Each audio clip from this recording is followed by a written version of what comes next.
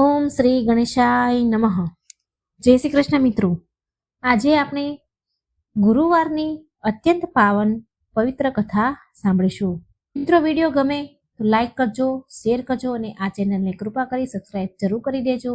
સગા વાલા મિત્રો સંબંધીઓને આ વિડીયો જરૂર મોકલજો, જેથી એ ભગવાનની પાવન કથા એમને પણ સાંભળવા મળે અને આપણને પુણ્ય ફળ મળે. સારા કામમાં ક્યારે પાછળ હટવું ન જોઈએ. તો મિત્રો, ચાલો આપણે શુભ પવિત્ર કથા સાંભળીશું. આજે ગુરુવારનો અત્યંત પાવન દિવસ છે. આ દિવસ પાલનહાર ભગવાન વિષ્ણુ અને કરુણામયી મા લક્ષ્મીનો વિશેષ કૃપાનો દિવસ માનવામાં આવે છે. કહેવાય છે કે જે મનુષ્ય ગુરુવારના દિવસે શાંત મન અને સાચી શ્રદ્ધાથી મા લક્ષ્મીની કથા સાંભળે છે, તેના જીવનના બધા જ કષ્ટ, દરિદ્રતા, ચિંતા, વારંવાર આવતી બાધાઓ ધીરે ધીરે સ્વયં સમાપ્ત થઈ જાય છે. આ કથા માત્ર શબ્દ નથી, આ એ આસ્થાની શક્તિ છે જે તૂટેલા ભાગ્યને પણ જોડી દે છે.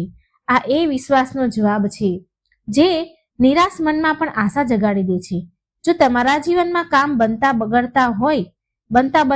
બગડી જતા હોય, મહેનત પછી પણ ફળ ન મળતું હોય, ઘરમાં સુખ શાંતિ ન અટકતી હોય, તો આજની આ પાવન કથા તમારા માટે જ છે. હવે પોતાના મનને શાંત કરો, ભગવાન વિષ્ણુ અને મા લક્ષ્મીનું સ્મરણ કરો.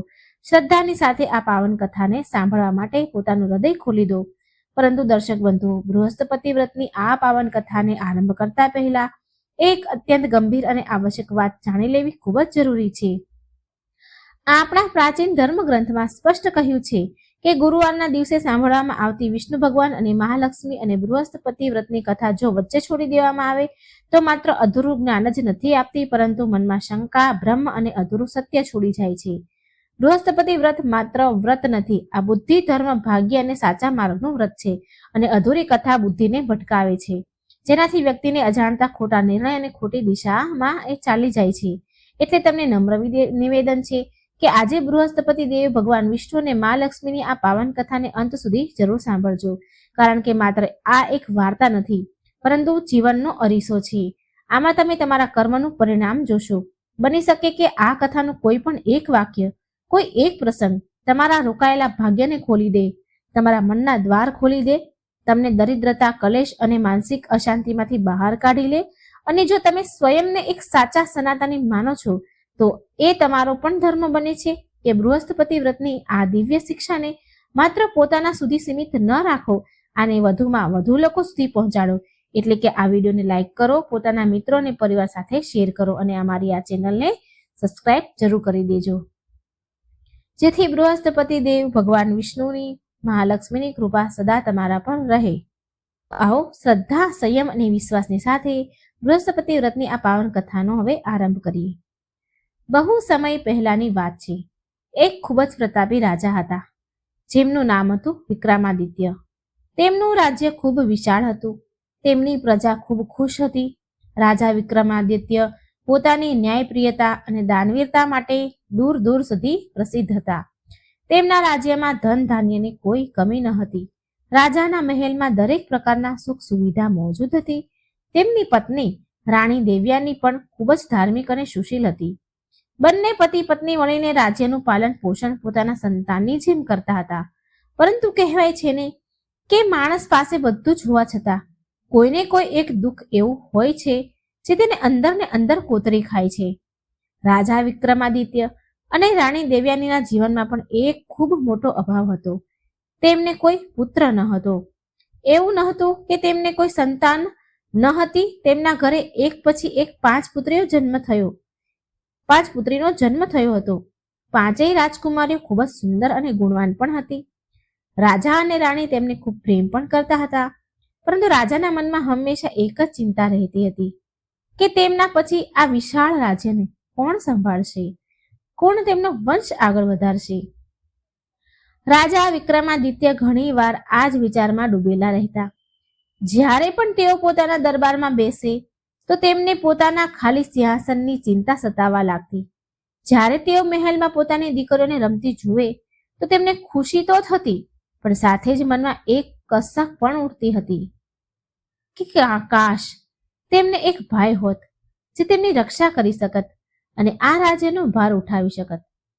રાણી દેવ્યાની રાજાની આ ઉદાસીને સારી રીતે સમજતી હતી. તે પણ ભગવાન વિષ્ણુની ખૂબ મોટી ભક્ત હતી. તે રાત દિવસ પૂજા પાઠ કરતી, દાન પુણ્ય કરતી, માત્ર એ જ કામના સાથે, એ જ ઈચ્છા સાથે કે તેમના ઘરે એક પુત્રનો જન્મ થાય. ધીરે ધીરે સમય વીત્યો. રાજા વિક્રમાદિત્યની ચિંતા હતાશમાં બદલી. તેમનું હવે રાજકાજમાં પણ મન ન લાગે. તેઓ ઘણીવાર એકલા પોતાના કક્ષમાં બેસતા અથવા તો શિકારના બહાને જંગલમાં ચાલ્યા જતા, જેથી પોતાના મનની શાંતિ શોધી શકે. પ્રજા પણ રાજાના દુઃખથી દુઃખી હતી. દરેક પ્રજા, દરેક વ્યક્તિ રાજ્યની એ જ પ્રાર્થના કરતું હતું કે રાજાને એક વારસદાર મળી જાય.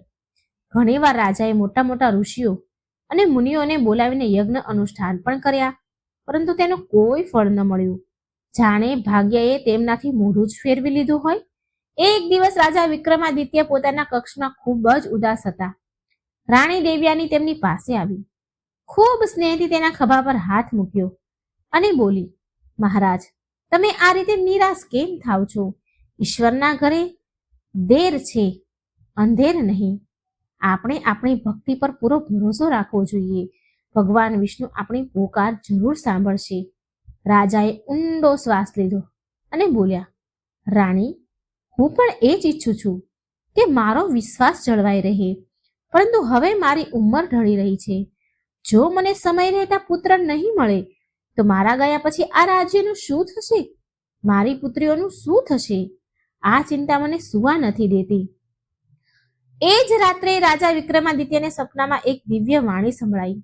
સપનામાં એમણે જોયું કે એક ખૂબ જ તેજસ્વી સાધુ તેમને કહી રહ્યા છે, રાજન, તું તારા પૂર્વજન્મના કર્મના કારણે પુત્ર સુખથી વંચિત છે, પરંતુ ભગવાન વિષ્ણુ ખૂબ જ દયાળુ છે. જો તું સાચા મનથી તેમના શરણે જઈશ તો તારી મનોકામના અવશ્ય પૂર્ણ થશે. સાધુએ આગળ કહ્યું, તારા ભાગ્યમાં પુત્ર સુખ છે, પરંતુ તે એક વિશેષ વિધિથી જ પ્રાપ્ત થશે. તારે તારી પ્રજામાંથી કોઈ એક એવી વ્યક્તિને શોધવી પડશે જે ભગવાન વિષ્ણુનો પરમ ભક્ત હોય, ભલે તે કોઈ પણ કુળ કે જાતિનો કેમ ન હોય. તેના પુણ્યના પ્રતાપથી જ તને પુત્ર રત્નની પ્રાપ્તિ થશે. સવારે જ્યારે રાજાની આંખ ખુલી, એમનું સપનું એકદમ સાચું લાગ્યું. તેમના મનમાં એક નવી આશાનું કિરણ જાગ્યું. તેમણે તરત રાણી દેવ્યાનીને પોતાના સ્વપ્નની વાત કહી. રાણી આ સાંભળી ખૂબ ખુશ થઈ. મહારાજ, આ અવશ્ય જ ભગવાનનો સંકેત છે. આપણે તે ભક્તને શોધવો જોઈએ.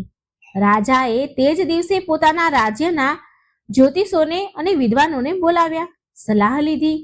વિદ્વાનોએ પણ રાજાની વાતનું સમર્થન કર્યું અને કહ્યું, રાજન, ક્યારેક ક્યારેક ભગવાન પોતાની લીલા દેખાડવા માટે આપણને વિચિત્ર રસ્તાઓ બતાવે છે. રાજાએ નિર્ણય કર્યો કે તે હવે ચૂપ નહીં બેસે.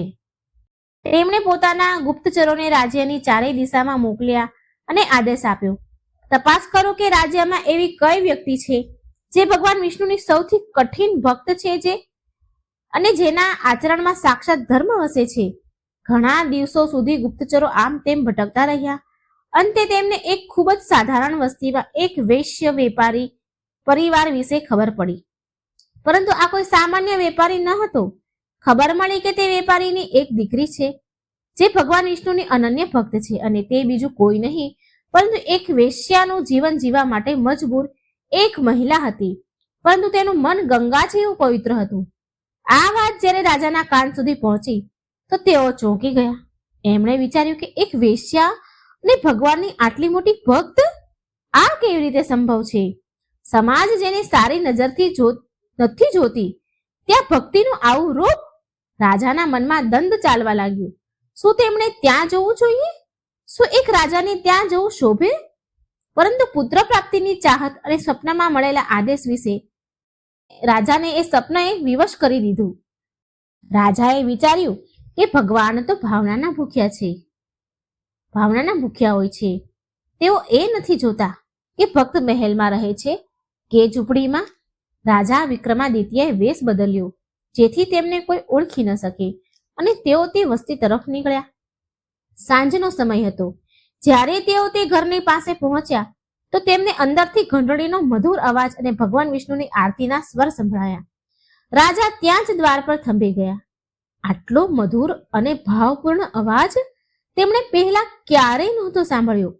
એવું લાગી રહ્યું હતું જાણે સાક્ષાત સરસ્વતી ત્યાં બિરાજમાન હોય. રાજાએ ત્યાં બહાર ઊભા રહીને પૂરી આરતી સાંભળી.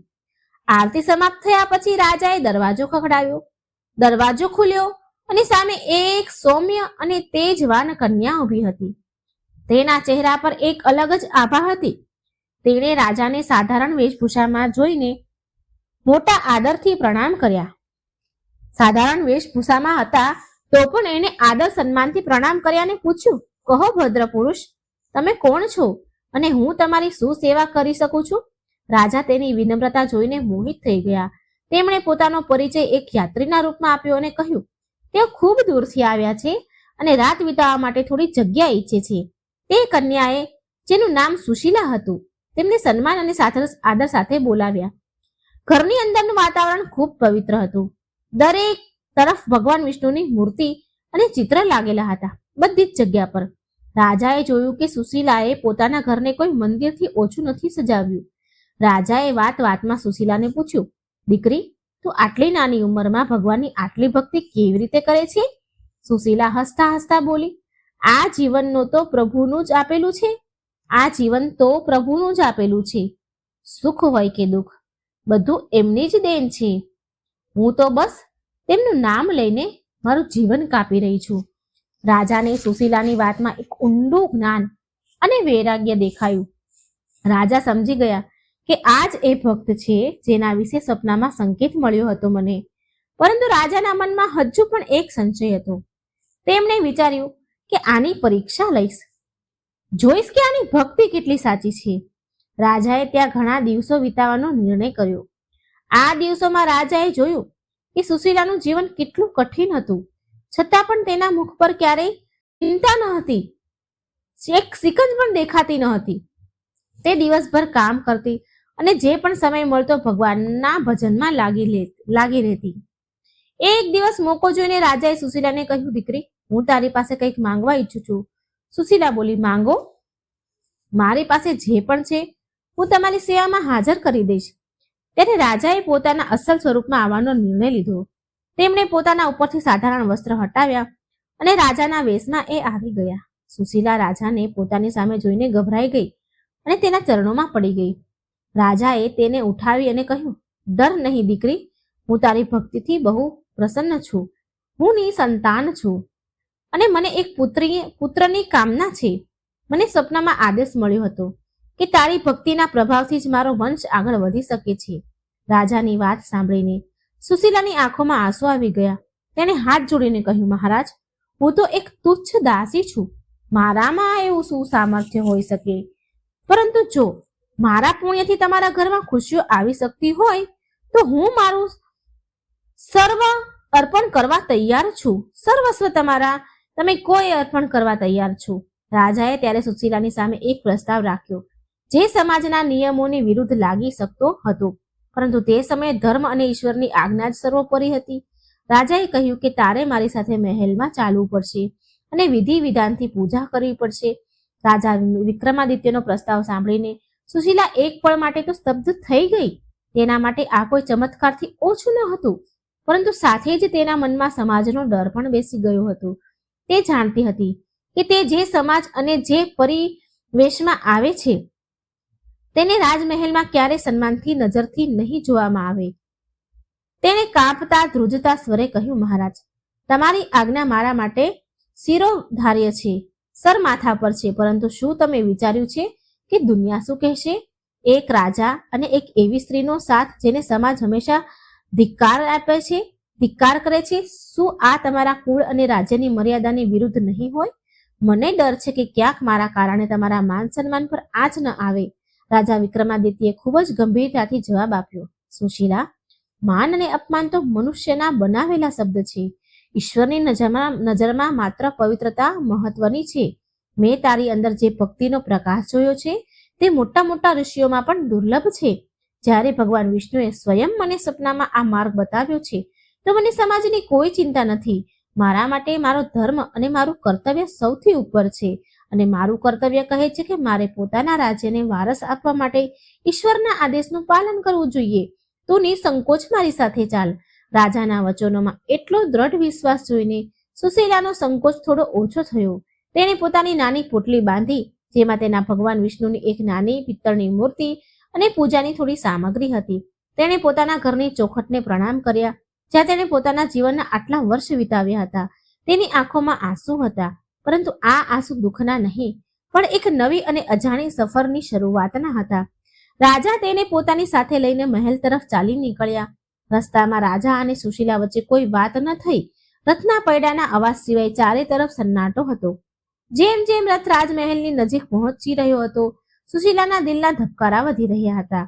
તેણે ક્યારે સપનામાં પણ નહોતું વિચાર્યું કે તે રાજમહેલમાં પગ મૂકશે, જેને તે હંમેશા દૂરથી જ જોયા કરતી હતી. મહેલના વિશાળ દ્વાર ખુલ્યા અને રથ અંદર પ્રવેશ કરી ગયો. પહેરેદારોએ રાજાને ઝૂકીને પ્રણામ કર્યા, પરંતુ તેમની નજર રથમાં બેઠેલી તે સાધારણ સ્ત્રી પર ટકી ગઈ. બધાના મનમાં સવાલ હતો કે આખરે મહારાજની સાથે આ કોણ છે? રાજા સીધા રથમાંથી ઉતર્યા અને સુશીલાને પણ આદર સાથે નીચે ઉતરવાનો સંકેત આપ્યો. સુશીલાએ જેવો મહેલની ધરતી પર પગ મૂક્યો, તેને લાગ્યું જાણે તે કોઈ બીજી દુનિયામાં આવી ગઈ હોય. દરેક તરફ રોશની, સજાવટ, સુગંધિત વાતાવરણ. રાજા તેને લઈને સીધા રાણી દેવયાનીના કક્ષ તરફ ગયા. રાણી દેવયાની તે સમયે પોતાની પૂજા સમાપ્ત કરીને હજી ઊભી જ થઈ હતી. દાસીએ આવીને સૂચના આપી કે મહારાજ પધાર્યા છે અને તેમની સાથે કોઈ અતિથિ પણ છે. રાણીએ ઉત્સુકતાથી દ્વાર તરફ જોયું. જ્યારે રાજા વિક્રમાદિત્ય સુશીલા સાથે કક્ષમાં દાખલ થયા તો રાણી દેવયાની તેમને જોઈને આશ્ચર્યચકિત રહી ગઈ. તેમણે સુશીલાને ઉપરથી નીચે સુધી જોઈ. સાધારણ સુતરાઉ સાડી, માથા પર મોટો ચાંદલો અને હાથમાં એક પોટલી. રાણીને એ સમજતા વાર ન લાગી કે આ સ્ત્રી કોઈ રાજઘરાની નથી. છતાં પણ રાણીએ પોતાના સંસ્કારોનું પાલન કરતા હાથ જોડીને તેમનું સ્વાગત કર્યું. રાજાએ રાણીના ચહેરાના ભાવ વાંચી લીધા હતા. તેમણે રાણીની પાસે જઈને કહ્યું, મહારાણી, હું જાણું છું કે તમારા મનમાં અનેક પ્રશ્ન ઊભા થયા છે.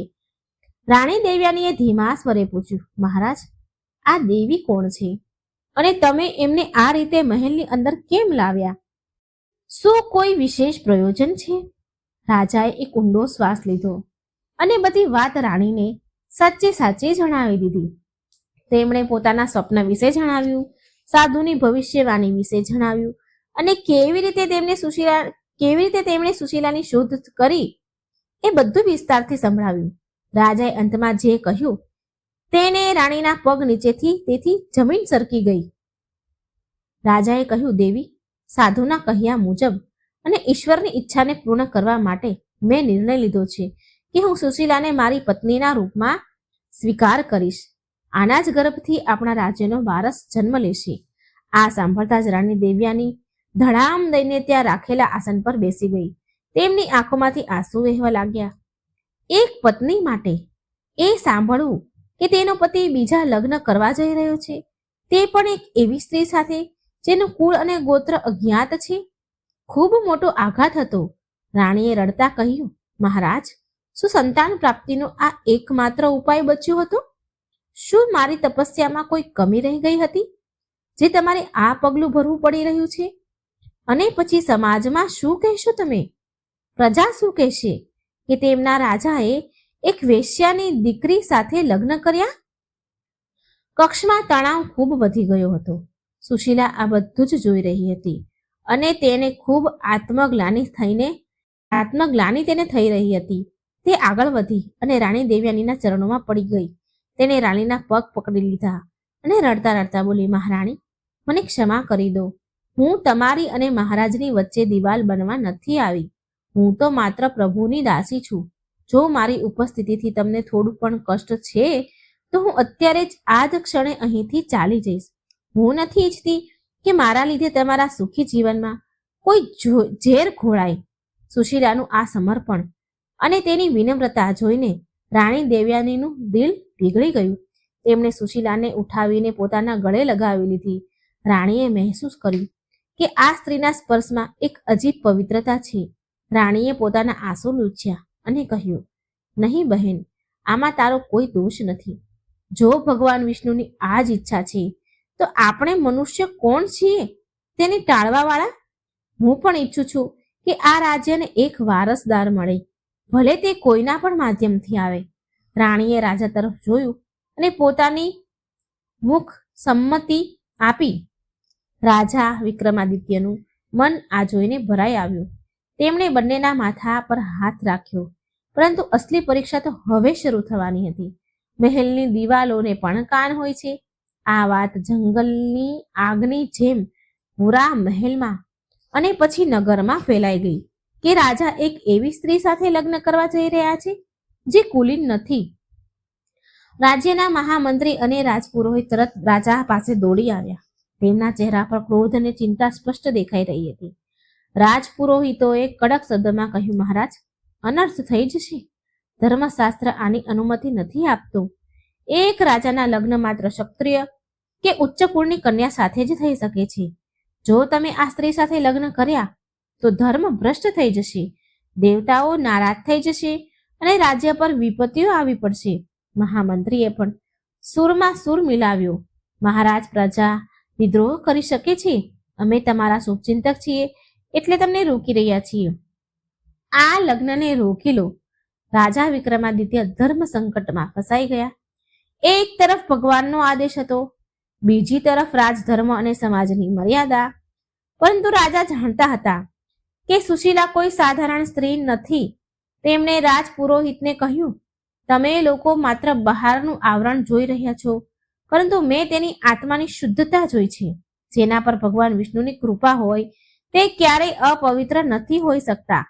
પરંતુ પુરોહિત માનવા તૈયાર જ ન હતા. તેમણે શરત રાખી દીધી કે જો આ વિવાહ થયા તો તેઓ રાજ દરબારમાં ત્યાગ કરશે. માહોલ ખૂબ તણાવપૂર્વક ગંભીર થઈ ગયું. ત્યારે જ સુશીલાએ આગળ વધીને કંઈક એવું કહ્યું જેને બધાની બોલતી બંધ કરી દીધી. સુશીલાએ કહ્યું, હે વિદ્વાન બ્રાહ્મણો, તમે શાસ્ત્રના જ્ઞાતા છો.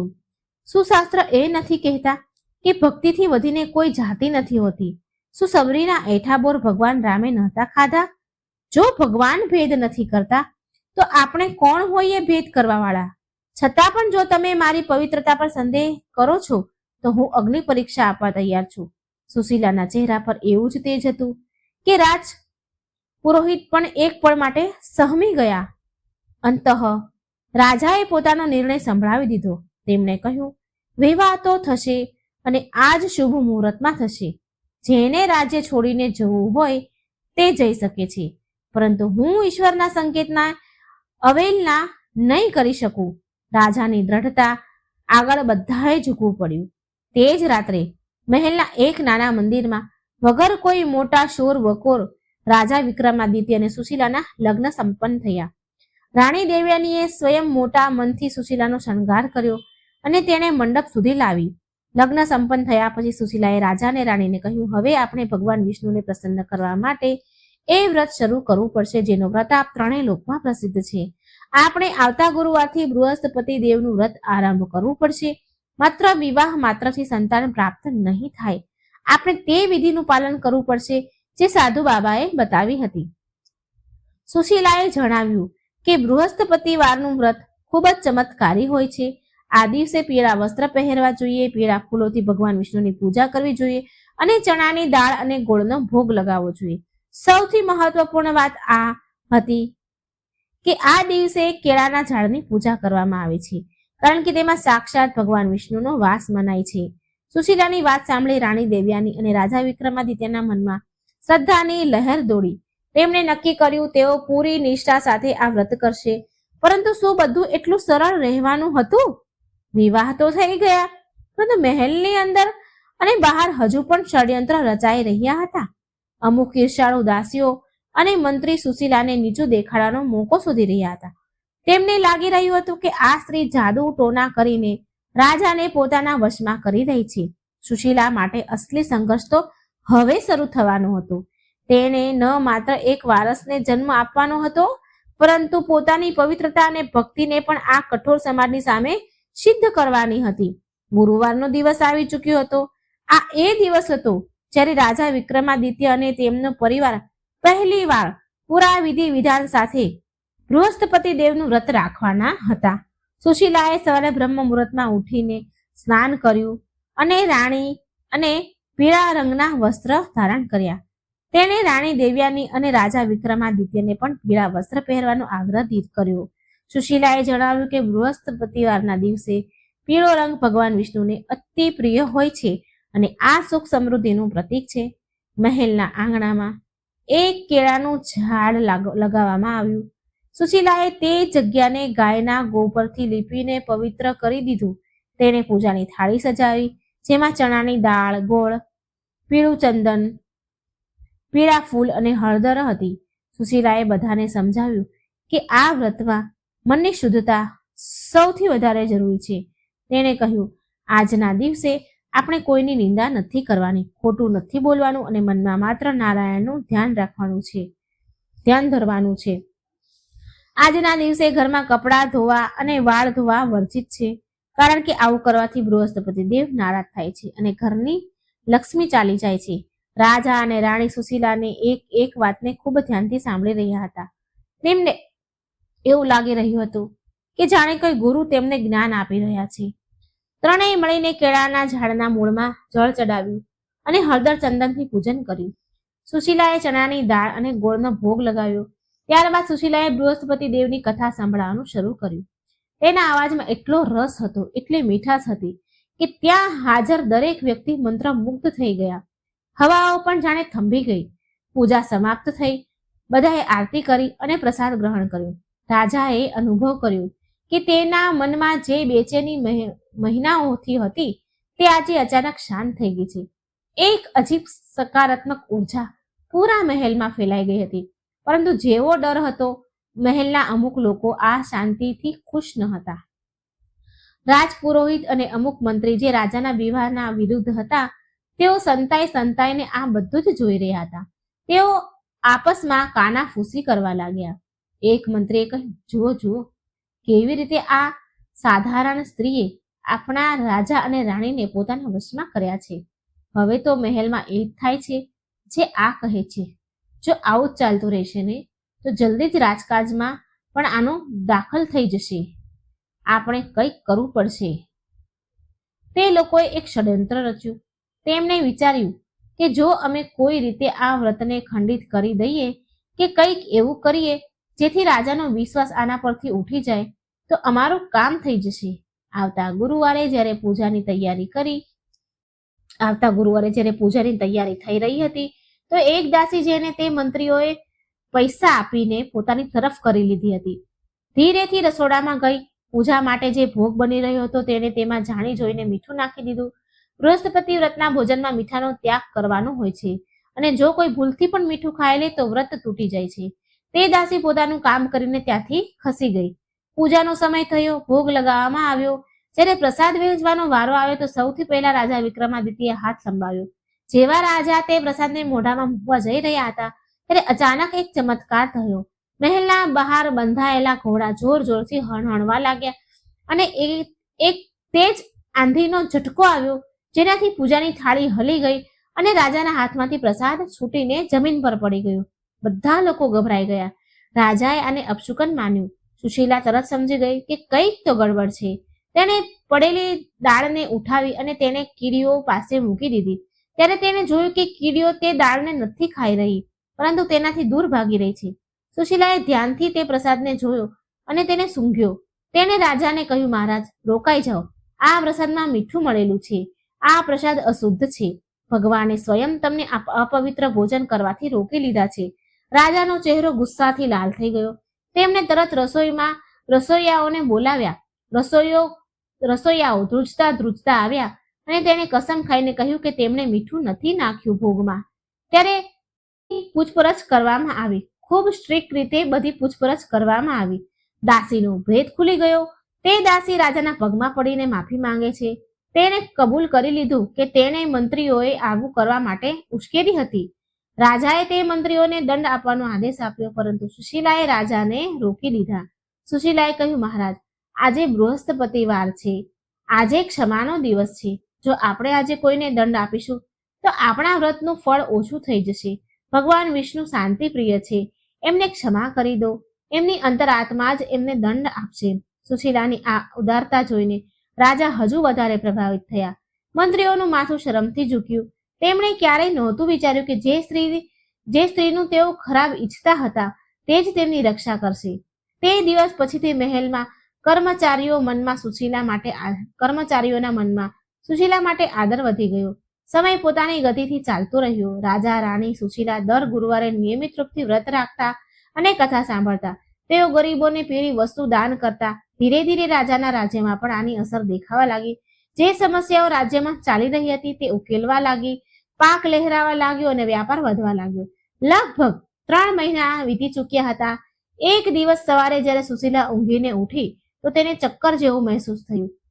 તેનો જીવ ગભરાવા લાગ્યો. રાણી દેવ્યાની તરત જ રાજવૈદ્યને બોલાવવા માટે દોડી. રાજવૈદ્યે આવીને સુશીલાની નસ જોતા જ રાજવૈદ્યના ચહેરા પર સ્મિત આવી ગયું. તેમણે રાજા તરફ જોયું અને હાથ જોડીને કહ્યું, બધાઈ હો મહારાજ, તમને ખૂબ ખૂબ બધાઈ હો. આપણી પ્રાર્થનાઓ સાંભળી લેવામાં આવી છે. નાની રાણી માં બનવા જઈ રહી છે.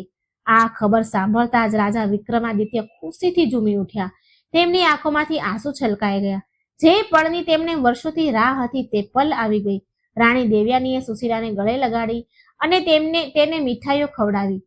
પૂરા રાજમહેલમાં ઢોલ નગારા વગાડવામાં આવ્યા. પ્રજાને જ્યારે ખબર પડી કે તેમના રાજાના ઘરે વારસ આવવાનો છે તો પૂરા નગરમાં ઘીના દીવા પ્રગટાવવામાં આવ્યા. એવું લાગી રહ્યું હતું જાણે દિવાળી આવી. સુશીલાએ મનોમન ભગવાન વિષ્ણુને ધન્યવાદ આપ્યો. તેણે કહ્યું, હે પ્રભુ, આ બધું જ તમારી કૃપા છે. મારી લાજ રાખજો. પરંતુ ખુશીઓના આ મહેલમાં એક નવી મુસીબત દસ્તક દેવાની હતી. રાજાની 5 દીકરીઓ જે અત્યાર સુધી ચૂપ હતી તેમને આ વાત પસંદ ન આવી. તેમની દાસીઓએ તેમના કાન ભરવાનું શરૂ કરી દીધું. દાસીઓએ તેમને કહ્યું, રાજકુમારીઓ, અત્યાર સુધી તો તમે જ તમારા પિતાની લાડલી હતી, પરંતુ જો દીકરો થઈ ગયો તો રાજાનો બધો પ્રેમ અને આ બધું રાજ્ય તે દીકરાને મળી જશે. તમારું તો કોઈ માન નહીં રહે. તમે લોકો તો બસ મહેમાન બનીને રહી જશો. વિશેષ કરીને સૌથી મોટી રાજકુમારી, જેનું નામ મૃણાલિની હતું, તેના મનમાં ઈર્ષ્યાનું બીજ વાવી દેવામાં આવ્યું. તેણે પોતાની બહેનોને ભડકાવાનું શરૂ કરી દીધું. મૃણાલિનીએ વિચાર્યું કે જો સાવકી માનો દીકરો થયો તો અમારું ભવિષ્ય અંધકારમાં ચાલ્યું જશે. આપણે કંઈક કરવું પડશે. અહીં મહેલમાં ખુશીઓ મનાવવામાં આવી રહી હતી અને ત્યાં રાજકુમારીઓના કક્ષમાં એક ખતરનાક સાજિશ રચાઈ રહી હતી. ગર્ભાવસ્થા દરમિયાન સુશીલાનું ખૂબ ધ્યાન રાખવામાં આવી રહ્યું હતું. રાણી દેવ્યાની તેને એક પળ માટે પણ એકલી નહોતી છોડતી. રાજા પણ પોતાનો વધારે ને વધારે સમય સુશીલા પાસે વિતાવતા. તેઓ તેને ધર્મગ્રંથ વાંચીને સંભળાવતા. પરંતુ એક રાત્રે ત્યારે સુશીલા પોતાના કક્ષમાં સૂતી હતી. તેને લાગ્યું કે કોઈ પડછાયાની જેમ તેની બારી પાસે ઊભું છે. કોઈનો પડછાયો બારીમાં પડ્યો. તેને ડરતા ડરતા પૂછ્યું, કોણ છે ત્યાં? પરંતુ કોઈ જવાબ ન મળ્યો. સુશીલાને લાગ્યું કે કદાચ તેનો વહેમ છે, પરંતુ આ વહેમ નહોતો. આવનારો સમય સુશીલા અને તેના આવનાર બાળક માટે ખૂબ કઠણ હોવાનો હતો. શું ભગવાન વિષ્ણુ પોતાના ભક્તની રક્ષા કરશે? શું સુશીલા સુરક્ષિત રૂપથી બાળકને જન્મ આપી શકશે, જે આ રાજ્યનું ભવિષ્ય બદલવાનો છે? કે પછી મહેલની સાજિશો જીતી જશે? કહાની હવે એક ખૂબ જ નાજુક વળાંક પર આવી ઊભી હતી. સુશીલાએ તે રાત્રે બારી પર જે પડછાયો જોયો હતો તેને કોઈ વહેમ લાગી રહ્યો હતો, પરંતુ તેનું મન અંદરથી આશંકિત હતું. બીજી સવારે જ્યારે તે ઊંઘીને ઉઠી તો તેણે આ વાત કોઈને ન જણાવી, કારણ કે તે નહોતી ઈચ્છતી કે તેના લીધે મહેલમાં કોઈ તણાવ પેદા થાય. રાજા અને રાણી પરેશાન થાય. રાણી દેવ્યાની સુશીલાનું ખૂબ ધ્યાન રાખી રહી હતી. સુશીલા માટે અલગ અલગ પ્રકારના પૌષ્ટિક વ્યંજન બનાવવામાં આવતા અને સમય સમય પર રાજવૈદ્ય તેની તપાસ કરતા. આ બધું જોઈને રાજાની 5 પુત્રીઓની છાતી પર સાપ ચાલી રહ્યા હતા. મહેલના એક ખૂણામાં, જ્યાં સામાન્ય રીતે કોઈ આવતું જતું ન હતું, 5 રાજકુમારીઓ ભેગી થઈ જતી. ત્યાં સૌથી મોટી રાજકુમારી મૃણાલિની, એના ચહેરા પર ખૂબ ગુસ્સો રહેતો. ગુસ્સાથી લાલ હતો એનો ચહેરો. તેને પોતાની બહેનોને સંબોધીને કહ્યું, શું તમે બધા જોઈ રહ્યા છો કે મહેલમાં શું થઈ રહ્યું છે? તમે બધા જોઈ રહ્યા છો ને? કાલ સુધી આપણે આ મહેલની રોનક હતા અને આજે પેલી 2 કોડીની ઓરત આગળ પાછળ બધા ફરી રહ્યા છે. પિતાજી તો આપણને ભૂલી જ ગયા. જો તે સુશીલાએ છોકરાને જન્મ આપી દીધો, સમજી લ્યો કે આપણું અસ્તિત્વ જ મટી જશે. આપણે દાસી બનીને રહેવું પડશે. મૃણાલિની વાતોએ બાકી બહેનોને મનમાં પણ આગ લગાવી દીધી. ત્રીજી રાજકુમારે કહ્યું, દીદી, તમે સાચું કહી રહ્યા છો, આપણે કંઈક કરવું પડશે. પરંતુ પિતાજીએ સુશીલાના કક્ષની બહાર કડક પહેરા લગાવ્યા છે. આપણે ત્યાં કઈ રીતે જઈશું? ત્યાં જઈ પણ નથી શકતા. મૃણાલિનીએ કહ્યું, એક કુટિલ મુસ્કાન સાથે કહ્યું, આપણે ત્યાં જવાની જરૂર નથી. સુશીલા દર ગુરુવારે સવારે મંદિરે જાય છે. મંદિર જવાનો રસ્તો સીડીઓથી થઈને જાય છે. જો તે સીડીઓ પર કંઈક એવું કરી દેવામાં આવે, તેનો પગ લપસી જાય તો ના રહેશે વાંસ, ના વાગશે વાંસળી, બાળક પણ પડશે અને સુશીલા પણ નહીં બચે. આ યોજના ખૂબ જ ખતરનાક હતી, પરંતુ ઈર્ષાએ રાજકુમારીની મતિ ભ્રષ્ટ કરી દીધી હતી. તેમણે નક્કી કર્યું હતું કે તેઓ આવતા ગુરુવારની રાહ જોશે. ગુરુવારનો દિવસ આવ્યો. સુશીલા પોતાની દિનચર્યા મુજબ સવારે જલ્દી ઉઠી. આજે તેનું વ્રત હતું. સ્નાન કર્યા પછી તેણે પીળા વસ્ત્ર ધારણ કર્યા અને પૂજાની થાળી સજાવી. તેનું મન ભગવાન વિષ્ણુની ભક્તિમાં લીન હતું. તે ધીરે ધીરે પોતાના કક્ષમાંથી નીકળી અને મંદિર તરફ જતી સીડીઓ તરફ વધી. તેને જરા પણ અંદાજ ન હતો કે મોત તેની રાહ જોઈ રહ્યું છે. રાજકુમારીઓએ રાતના અંધારામાં તે સંગેમરમરની સીડીઓ પર ખૂબ બધું તેલ ઢોળી દીધું હતું, જે પ્રકાશમાં ચમકતું પણ ન હતું. સુશીલા ઓમ નમો ભગવતે વાસુદેવાયનો જાપ કરતા કરતા આગળ વધી રહી હતી. તે સીડીઓની બિલકુલ નજીક પહોંચી ચૂકી હતી. તે પહેલું ડગલું ભરવાની જ હતી કે ત્યારે અચાનક એક વાંદરો ક્યાંકથી કૂદીને ત્યાં આવી ગયો. મહેલમાં સામાન્ય રીતે વાંદરા નહોતા આવતા, પરંતુ તે દિવસે ન જાણે ક્યાંથી આવી ચડ્યો. વાંદરાએ સુશીલાના હાથમાંથી પૂજાની થાળીમાં રાખેલું એક કેળું ઝપટી લીધું અને તે જ તેલવાળી સીડી પર કૂદી ગયો. જેવો વાંદરો સીડી પર કૂદ્યો, તેલના કારણે તેનો પગ લપસી ગયો અને તે ધડામ દઈને નીચે જઈ પડ્યો. વાંદરો તો ચપળ હતો. તે તરત સંભાળીને પોતાને ભાગી ગયો, પરંતુ સુશીલાની આંખો ફાટી ગઈ. તેણે જોયું કે જ્યાં વાંદરાનો પગ પડ્યો હતો ત્યાં ચિકાસ હતી. તેણે ઝૂકીને ધ્યાનથી જોયું તો જાણ્યું કે પૂરી સીડીઓ પર તેલ વેરાયેલું હતું. જો તે એક ડગલું પણ આગળ વધારત તો તે નિશ્ચિત રૂપે તે નીચે પડી જાત અને તેના ગર્ભસ્થ શિશુને બચાવવાનું નામુમકિન થઈ જાત. સુશીલા તો ધ્રુજવા લાગી. તે ત્યાં જ સીડીઓ પાસે બેસીને રડવા લાગી. તેનો અવાજ સાંભળીને દાસીઓ દોડી આવી. રાણી દેવ્યાની અને રાજા વિક્રમાદિત્ય પણ ગભરાતા ત્યાં પહોંચ્યા. જ્યારે તેમણે સીડીઓ પર તેલ જોયું તો રાજાનો ગુસ્સો સાતમા આસમાને પહોંચી ગયો. તેમણે ગર્જના કરતા કહ્યું, આ કોની હરકત છે? મારા મહેલમાં મારી જ રાણી અને મારા થનારા વારસને મારવાની સાજિશ? કોણે કર્યું આ? રાજાએ તરત મહેલના બધા નોકરોને બોલાવ્યા. બધાને પૂછપરછ કરવામાં આવી, પરંતુ કોઈને કંઈ ખબર ન પડી. રાજકુમારીઓ પોતાના કક્ષમાં સંતાઈ હતી અને ડરના મારે કાપી રહી હતી. ક્યાંક તેમનો ભેદ ન ખુલી જાય. પરંતુ સુશીલાએ ફરીથી મોટપ દેખાડી. તેણે રાજાને કહ્યું, મહારાજ, શાંત થઈ જાઓ. બની શકે કે કોઈ દાસીથી અજાણતા તેલ ઢોળાઈ ગયું હોય અને ડરના મારે તેણે બતાવ્યું ન હોય. તમે ક્રોધ ન કરો. જુઓ, ભગવાન વિષ્ણુએ મારી રક્ષા કરી છે ને, માટે સ્વયં તે વાનરને મોકલી દીધો મારી રક્ષા માટે. મારા પ્રભુ મારી સાથે છે. મારું કોઈ વાળ વાંકો નથી કરી શકતું. રાજા વિક્રમાદિત્ય સુશીલાની વાત માની ગયા, પરંતુ તેમના મનમાં શકનો ઘેરો થઈ ગયો હતો. તેમને સમજાઈ ગયું હતું કે આ કોઈ દુર્ઘટના નથી, પણ એક સમજી વિચારેલી ચાલ છે. રાજાએ આદેશ આપ્યો કે આજથી સુશીલાના કક્ષ અને મંદિરના રસ્તા પર પહેરો બમણો કરી દેવામાં આવે. વગર તપાસે સુશીલાની પાસે કોઈ પણ વસ્તુ નહીં જાય. બીજી બાજુ રાજકુમારીઓની યોજના નિષ્ફળ જવાથી તેઓ હજુ વધારે ચીડાઈ ગઈ. મૃણાલિનીએ પોતાની બહેનોને કહ્યું, કિસ્મત તે ઓરતની સાથે આપી રહી છે, ભાગ્ય એનો સાથ આપી રહ્યું છે, પરંતુ દર વખતે આવું નહીં થાય. આ વખતે આપણે શારીરિક ઈજા ન પહોંચાડી શક્યા તો શું થયું? આપણે તેને માનસિક રીતે તો તોડી શકીએ છીએ. ગર્ભવતી સ્ત્રીનું મન ખૂબ જ કમજોર હોય છે. જો આપણે તેને ડરાવી દઈએ તો તેની અસર સીધા બાળક પર પડશે. કદાચ ડરના મારે તેનો ગર્ભપાત થઈ જાય. હવે રાજકુમારીઓ એક નવું ષડયંત્ર રચ્યું. તેમણે તંત્ર મંત્રનો સહારો લેવાનું વિચાર્યું. રાજ્યની બહાર જંગલના એક વૃદ્ધ સ્ત્રી રહેતી હતી, જે કાળા જાદુ માટે બદનામ હતી. મૃણાલિનીએ વેશ બદલીને પોતાની એક ભરોસાપાત્ર દાસીને તે વૃદ્ધ સ્ત્રી પાસે મોકલી. દાસી ત્યાંથી એક ડરામણી ઢીંગલી અને થોડી અજીબ જડીબુટ્ટીઓ લઈને આવી. તે વૃદ્ધ સ્ત્રીએ કહ્યું હતું કે જો આ ઢીંગલી સુશીલાના પલંગની નીચે રાખી દેવામાં આવે તો તેને આખી રાત ભયાનક સપના આવશે. તેને પડછાયા દેખાશે અને ધીરે ધીરે ગાંડી થઈ જશે. સુશીલા આ બધી વાતોથી અજાણ તે તો બસ પોતાના આવનારા બાળક માટે સપના વણી રહી હતી. એક બપોર જ્યારે સુશીલા અને રાણી દેવ્યાની બગીચામાં ટહેલી રહ્યા હતા ત્યારે મોકો જોઈને પેલી રાજકુમારીએ મોકલેલી દાસી ધીમેથી સુશીલાના કક્ષમાં પ્રવેશ કરે છે અને અભિમંત્રિત કરેલી ઢીંગલી સુશીલાના પલંગ નીચે છુપાવી દે છે. તે રાત્રે જ્યારે સુશીલા સુવા ગઈ તો તેને અજીબ બેચેની થવા લાગી. ઓરડામાં બધું સામાન્ય હતું, પરંતુ હવામાં એક ભારેપણું હતું. જેવી તેની આંખ લાગી તે ચીસ પાડીને બેઠી થઈ ગઈ. તેણે સપનામાં જોયું કે એક કાળો પડછાયો તેને ખાવા માટે દોડી રહ્યો છે, તો તેને પરસેવો વળી રહ્યો હતો. રાજા બાજુના કક્ષમાં જતા તેઓ દોડીને આવ્યા. સુશીલા, શું થયું? તું ઠીક તો છે ને? રાજાએ પૂછ્યું. સુશીલાએ કાપતા કાપતા કહ્યું, મહારાજ, મને ખૂબ ડર લાગે છે.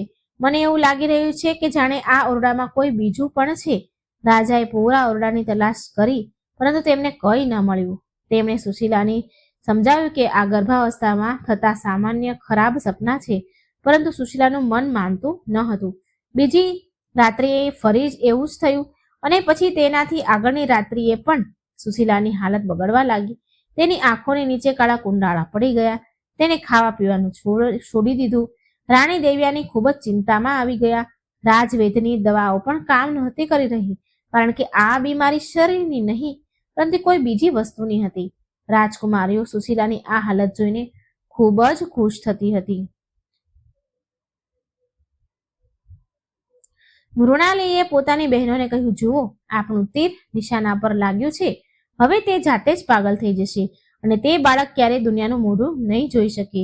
પરંતુ તેઓ ભૂલી ગઈ હતી કે જેના પર બૃહસ્પતિ દેવ અને ભગવાન વિષ્ણુનો હાથ હોય તેનું અનિષ્ટ કરવું આસાન નથી. સુશીલાની બગડતી હાલત જોઈને રાજા વિક્રમાદિત્યએ નિર્ણય લીધો કે તેઓ હવે કોઈ વૈદ્યને નહીં પરંતુ કોઈ જ્ઞાની પંડિત કે મહાત્માને બોલાવશે. રાજાને યાદ આવ્યું કે જે સાધુએ તેમને પુત્ર પ્રાપ્તિનો ઉપાય બતાવ્યો હતો, કદાચ તેઓ જ આ સમસ્યાનું સમાધાન પણ બતાવી શકે. રાજાએ મનોમન ભગવાન વિષ્ણુનું સ્મરણ કર્યું અને પ્રાર્થના કરી કે હે પ્રભુ, મારી પત્ની અને બાળકની રક્ષા કરો. રાજા વિક્રમાદિત્યએ જે મહાત્માને તેડું મોકલ્યું તેઓ કોઈ સાધારણ સાધુ ન હતા. તેઓ તંત્ર અને મંત્રના ખૂબ જ મોટા જ્ઞાતા હતા અને ભગવાન વિષ્ણુના પરમ ભક્ત હતા. રાજાનો સંદેશ મળતા જ તેઓ રાજમહેલ પધાર્યા. રાજા વિક્રમાદિત્યએ દ્વાર પર જ તેમનું સ્વાગત કર્યું. તેમને આદર સહિત સુશીલાના કક્ષમાં લઈ ગયા. સુશીલા પલંગ પર પડી હતી. તેનું શરીર પીળું પડી ચૂક્યું હતું અને બેભાન અવસ્થામાં કંઈક બબડી રહી હતી. રાણી દેવ્યાની તેના માથા પાસે બેસીને રડી રહી હતી. મહાત્માએ કક્ષમાં પ્રવેશ કરતા જ પોતાના કદમ રોકી લીધા. તેમની ભ્રમણો તણાઈ રહી હતી. તેમણે પોતાની આંખો બંધ કરી અને થોડી ક્ષણો સુધી ધ્યાન લગાવ્યું. પછી તેણે રાજા તરફ જોઈને ગંભીર સ્વરમાં કહ્યું, રાજન, આ કક્ષમાં હવા શુદ્ધ નથી. અહીં કોઈ બીમારીનો નહીં પરંતુ કોઈ નકારાત્મક શક્તિનો વાસ છે. કોઈએ રાણી સુશીલા અને તેમના ગર્ભ શિશુને નુકસાન પહોંચાડવા માટે ખૂબ જ ઘૃણિત તંત્ર પ્રયોગ કર્યો છે. રાજા વિક્રમાદિત્ય આ સાંભળીને સ્તબ્ધ રહી ગયા. તેમણે પૂછ્યું, મહાત્માજી, આનો ઉપાય શું છે? અમે આને કેવી રીતે રોકી શકીએ? મહાત્માએ પોતાના કમંડળમાંથી થોડું જળ કાઢ્યું અને થોડા મંત્રો ભણતા પૂરા કક્ષમાં છાંટી દીધું. પછી તેઓ ધીરે ધીરે ચાલતા સુશીલાના પલંગ પાસે પહોંચ્યા. તેમણે પલંગ તરફ ઈશારો કરતા રાજાને કહ્યું, રાજન, અનર્થનું મૂળ આ પલંગની નીચે છે. આને હટાવો. રાજાએ તરત સેવકોને બોલાવીને પલંગ હટાવવાનો આદેશ આપ્યો. જેવો પલંગ હટાવવામાં આવ્યો ત્યાંનો નજારો જોઈને બધા કંપી ઉઠ્યા. ત્યાં ખૂણામાં એક કાળા કપડામાં લપેટેલાઈ એક ડરામણી ઢીંગલી રાખેલી હતી. તેના પર લાલ રંગથી થોડા અજીબ નિશાન બનાવેલા હતા અને તેમાં ઘણી સોયો ખૂપેલી હતી. આ એ જ ઢીંગલી હતી જે રાજકુમારીની દાસીએ ત્યાં છુપાવી હતી. મહાત્માએ રાજાને તેનો હાથ લગાવવાની ના પાડી. તેમણે પોતાની જોડીમાંથી ચીપિયો કાઢ્યો અને તે ઢીંગલીને ઉપાડી તેમણે કહ્યું, જુઓ રાજન, આજ છે તે કાળું જાદુ જે રાણીના પ્રાણનો તરસ્યો બનેલો છે. જેમ જેમ આ ઢીંગલીને કષ્ટ આપવામાં આવી રહ્યું હતું તેમ તેમ રાણી સુશીલાને પીડા થઈ રહી હતી. જો આજે રાત્રે આ ઢીંગલી અહીં રહેતે તો કદાચ કાલનો સૂરજ રાણી ન જોઈ શકત. મહાત્માએ તરત કક્ષની વચ્ચે એક નાનો હવન કુંડ બનાવ્યો. તેમણે તે ઢીંગલીને તે કુંડમાં નાખી અને જોર જોરથી ભગવાન વિષ્ણુના નરસિંહ અવતારના મંત્રનો જાપ કરવા લાગ્યા. જેવી તેમણે ઢીંગલીમાં આગ લગાવી તેમાંથી અજીબ તડતડવાનો અવાજ આવવા લાગ્યો અને કાળો ધુમાડો નીકળવા લાગ્યો. જેમ જેમ ઢીંગલી બળીને રાખ થઈ રહી હતી, પલંગ પર સૂતેલી સુશીલાના ચહેરાનો તણાવ ઓછો થઈ જઈ રહ્યો હતો. તેના શ્વાસ જે અત્યાર સુધી ભારે હતા તે હવે શાંત થવા લાગ્યા. થોડી જ વારમાં ઢીંગલી પૂરી રીતે બળીને રાખ થઈ ગઈ. મહાત્માએ તે રાખને એક પોટલીમાં બાંધી લીધી અને રાજાને કહ્યું, રાજન, આને તરત રાજ્યની બહાર વહેતા જળમાં પ્રવાહિત કરી દો. સંકટ ટળી ગયું છે. ભગવાન વિષ્ણુએ પોતાના ભક્તની રક્ષા કરી લીધી છે. ત્યારે જ સુશીલાએ ધીરેથી પોતાની આંખ ખોલી અને તેને મહેસૂસ થઈ રહ્યું હતું જાણે તેની છાતી પરથી કોઈ ખૂબ ભારે બોજ હટાવી લેવામાં આવ્યો હોય. તેણે ચારે તરફ જોયું અને રાજાને પોતાની પાસે જોઈને રાહતનો શ્વાસ લીધો. સુશીલાને હોશમાં જોઈને રાજા અને રાણી દેવ્યાનીનો ખુશીનો પાર ન રહ્યો. રાજાએ મહાત્માના ચરણ પકડી લીધા અને કહ્યું, મહારાજ, તમે આજે મારા વંશને બચાવી લીધું. હું તમારો ઋણી રહીશ, પરંતુ મને એ જણાવો કે મારા મહેલમાં એવો કયો શત્રુ છુપાયેલો છે જે મારા ઘરનો વિનાશ ઈચ્છે છે. મને તેનું નામ જણાવો, હું તેને મૃત્યુ દંડ આપીશ. મહાત્માએ શાંત ભાવથી કહ્યું, રાજન, ક્રોધ ન કરો. શત્રુ બહારનો નહીં, પરંતુ તમારા પોતાના જ ઘરનો છે. પરંતુ અત્યારે પણ તેનું નામ ઉજાગર કરવાનો સમય નથી આવ્યો. પાપનો ઘડો જ્યારે ભરાઈ જશે તો તેની પોતાની મેળ જ ફૂટશે. અત્યારે તમારે રાણી સુશીલાની સુરક્ષા હજુ કડક કરવી પડશે. તેને નકારાત્મક ઉર્જાથી બચાવવા માટે તેના ગળામાં આ રક્ષાસૂત્ર બાંધી દો. મહાત્માએ એક અભિમંત્રિત દોરો સુશીલાના કાંડા પર બાંધી દીધો. બીજી બાજુ રાજકુમારીઓ પોતાના કક્ષમાં બેસીને એ બધું જાણી રહી હતી. ત્યાં શું થઈ રહ્યું છે? જ્યારે તેમને ખબર પડી કે મહાત્માએ ઢીંગલી શોધી લીધી છે અને તેને સળગાવી દીધી છે તો તેના ડરના માર્યા હાથ પગ થરથર કાંપવા લાગ્યા. મૃણાલીનો ચહેરો પણ પડી ગયો. તે જાણતી હતી કે કાળા જાદુનો નિયમ હોય છે કે જો તે કપાઈ જાય તો તેની ઉલટી અસર કરવાવાળા પણ થઈ શકે છે. તેની ઉલટી અસર પણ થવા લાગે છે. રાજકુમારીઓને હવે ડર સતાવતો હતો, ક્યાંક રાજાને તેમના વિશે ખબર ન પડી જાય. તે રાત્રે મહેલમાં તો શાંતિ થઈ ગઈ, પરંતુ રાજકુમારીઓની ઊંઘ ઉડી ગઈ. મૃણાલિનીએ પોતાની બહેનને કહ્યું, આપણે માંડ માંડ બચ્યા છીએ. જો પિતાજીને ખબર પડી ગઈ હોત કે એ ઢીંગલી આપણે રાખી હતી તો આપણને જીવતા જ દિવાલમાં ચણાવી દેત. આપણે હવે થોડા દિવસો સુધી શાંત રહેવું પડશે. કોઈ પણ એવું કામ નથી કરવાનું જેથી કોઈને શંકા જાય આપણા ઉપર. આવતા અઠવાડિયા સુધી મહેલમાં બધું ઠીક ચાલ્યું. સુશીલા હવે પૂરી રીતે સ્વસ્થ હતી. તે રોજ નિયમિત બૃહસ્પતિ દેવની પૂજા કરતી અને વિષ્ણુ સહસ્ત્ર નામનો પાઠ કરતી. તેનું તેજ દિવસે દિવસે વધતું જઈ રહ્યું હતું. રાજા વિક્રમાદિત્યે મહેલની સુરક્ષા એટલી કડક કરી દીધી હતી કે હવે પરિંદા પણ ત્યાં ફરકી નહોતા શકતા. પરંતુ બુરાઈ એટલી આસાનીથી હાર ક્યાં માને છે? સમય વીત્યો. સુશીલાના પ્રસૂતિનો સમય નજીક આવ્યો. 9 મહિના પૂરા થવાના હતા. રાજવૈદ્યે જણાવ્યું કે કોઈ પણ દિવસે બાળકનો જન્મ થઈ શકે છે. મહેલમાં એક અલગ જ ઉત્સાહ હતો, પરંતુ આ જ ઉત્સાહની વચ્ચે એક નવી મુસીબત દસ્તક દેવાની હતી. આ વખતે હુમલો કોઈ માણસનો નહીં, પરંતુ કુદરતનો થવાનો હતો, અથવા એમ કહીએ કે પરિસ્થિતિનો થવાનો હતો. જે દિવસે સુશીલાએ પ્રસૂતિ પીડા એને શરૂ થઈ સુશીલાને, તે જ રાતે રાજ્યમાં એક ભયંકર તોફાન આવ્યું. એવું તોફાન જે પહેલા ક્યારેય નહોતું આવ્યું. વીજળી કડકી રહી હતી, મુશળધાર વરસાદ થઈ રહ્યો હતો, મહેલના દીવા ઓલવાઈ રહ્યા હતા, અને આ જ અંધારા અને તોફાની રાત્રે સુશીલાને દર્દ થવા લાગ્યું. પ્રસૂતિની પીડા ઉપડી. રાતે પ્રકૃતિનું રૌદ્ર રૂપ જોઈને એવું લાગી રહ્યું હતું જાણે પ્રલય આવી ગયો હોય. હવાઓ એટલી તેજ હતી જે મહેલના મજબૂત થાંભલા પણ કાપી રહ્યા હતા. વાદળોના ગડગડાટથી લોકોના દિલ બેસી રહ્યા હતા. રાજા વિક્રમાદિત્ય પોતાના કક્ષમાં બેચેનીથી ટહેલી રહ્યા હતા. બેચેનીથી આટા મારી રહ્યા હતા. તેમની નજર વારંવાર તે કક્ષના બંધ દરવાજા પર જઈ રહી હતી જ્યાં સુશીલા પ્રસૂતિ પીડા સામે ઝૂમી રહી હતી. રાજવૈદ અને અનુભવી દાઈઓ અંદર હતી, પરંતુ સમય વીતતો જઈ રહ્યો હતો અને કોઈ ખબર નહોતી આવી. રાણી દેવ્યાની પણ અંદર જ હતી. સુશીલાનો હાથ પકડી તેને હિંમત આપી રહી હતી. સુશીલાનું શરીર દર્દથી દુઃખથી તૂટી રહ્યું હતું, પરંતુ તેના હોઠ પર માત્ર એક જ નામ હતું, હે નારાયણ, હે મધુસૂદન.